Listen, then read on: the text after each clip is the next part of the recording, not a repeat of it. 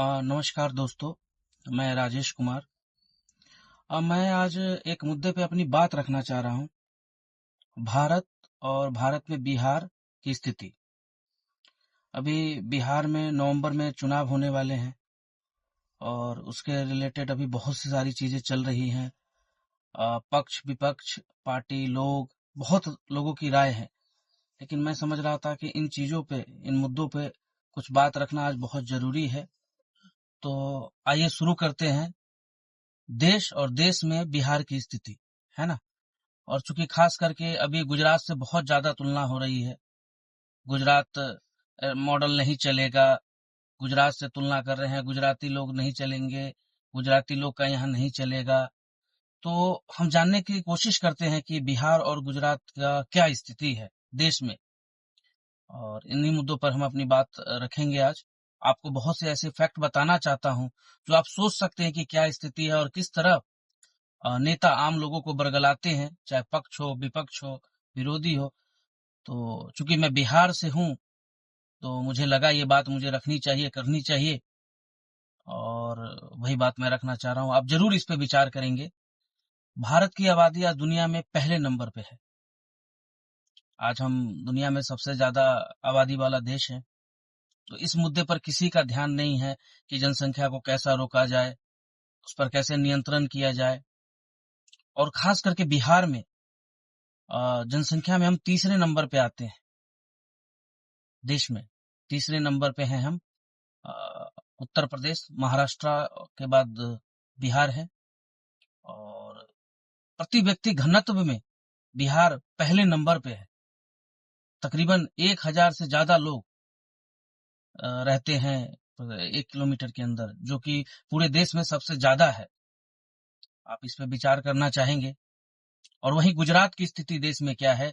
गुजरात जनसंख्या में भारत का 9वें नंबर पे आता है ना? तो गुजरात की जनसंख्या से दुगुने से भी ज्यादा बिहार की जनसंख्या है ना?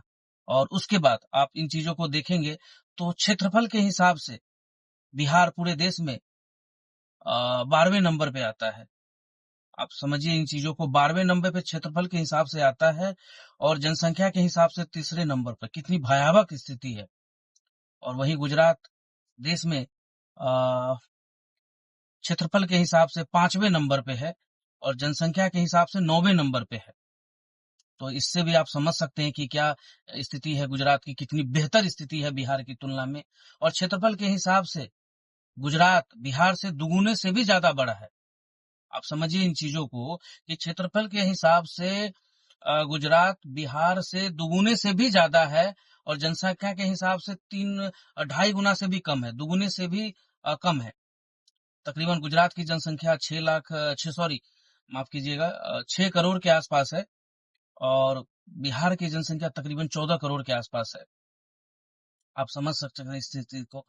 गुजरात का एक जिला है भुज, जो पूरे देश में सबसे बड़ा जिला है और तकरीबन बिहार का आधा है वो, एक जिला मात्र।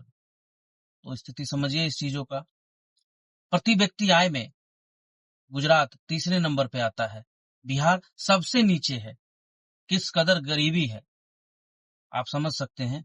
बिहार आखिरी नंबर पे आता है और गुजरात तीसरे नंबर पे है। देश में सबसे ज्यादा फैक्ट्री में गुजरात दूसरे नंबर पे आती है और बिहार 16वें नंबर पे आता है।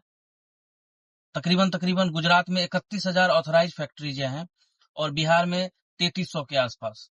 तो कितनी विषमताएं हैं आप देख सकते हैं। गुजरात बहुत डेवलप है। तो क्या गुजरात मॉडल लागू करने में कोई दिक्कत है?